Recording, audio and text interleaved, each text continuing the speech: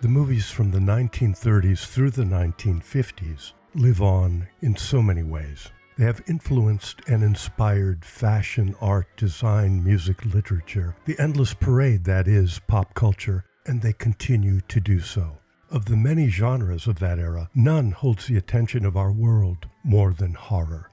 Frankenstein, Dracula, the Wolfman, the Invisible Man, King Kong, everyone a living, breathing metaphor, instantly recognizable in every part of the globe. My question is, how did two Wisconsinites end up writing, orchestrating, or conducting the scores of nearly all of these films? The answer lies on a dark and stormy night in 1925. Sounds like a lot of supernatural baloney to me. Supernatural, perhaps.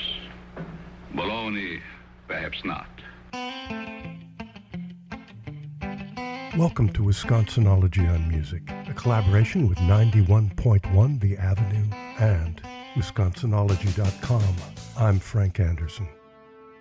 Silent movies were never silent. At their best, presented in a large, ornate, three-level movie palace holding over, say, 3,000 people, like the Alhambra Theater in Milwaukee, they were accompanied by live orchestras. In charge of music at the Alhambra in 1925 was 24-year-old Heinz Rehmelt, a former child prodigy, classical composer, and graduate of the prestigious Wisconsin School of Music. The presentation of The Phantom of the Opera at the Alhambra was a massive effort. Heinz Rehmelt presented a wall-to-wall music score built from existing operatic and symphonic scores, with bits of his own improvisation on solo piano or theater organ. Attending the opening night of The Phantom of the Opera was the man who made the film possible, former Oshkosh resident Carl Laemmle Sr., the founder and head of Universal Studios in Hollywood. Laemmle was so impressed by Rehmelt's work that he hired him on the spot.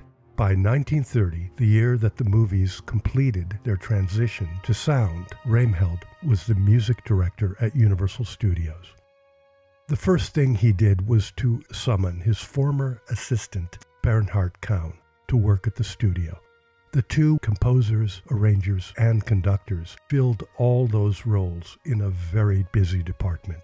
Then, as today, Hollywood loves to have its artistic contributions served fast, hot, and now.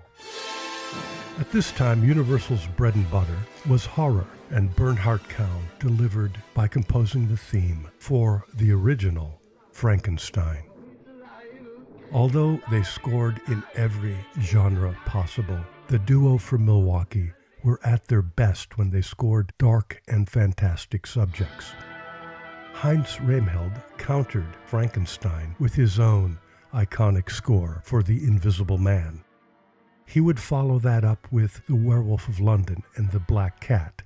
Bernhard Kahn, whose work is often uncredited, developed a reputation as a brilliant orchestrator. Among his 100-plus orchestrations was his work on Max Steiner's score for the most game-changing movie in the entire history of film music, King Kong, in 1933. In 1941, Heinz Rehmelt won an Academy Award for his music direction of Yankee Doodle Dandy. That same year, Bernhard Kahn began a long transition from the grind of Hollywood to the slower, more contemplative work of composing and conducting for the concert hall. In the 1950s, Heinz Rehmelt, busy as ever and still part of Hollywood's ongoing system, left us with a big hit song. It was his beautiful theme from the motion picture Ruby Gentry. Both Bernhard Kahn and Heinz Rehmelt passed away in the 1980s. They left us well over 1,000 pieces of individual music heard all over the world every day. Although they composed for every kind of film imaginable, it is in the field of horror that they are best remembered. For 91.1 The Avenue and Wisconsinology.com, I'm Frank Anderson. Wisconsinology on Music is presented by a grant from the Bright Idea Fund from the Community Foundation for the Fox Valley region, a supporting partner of the Avenue.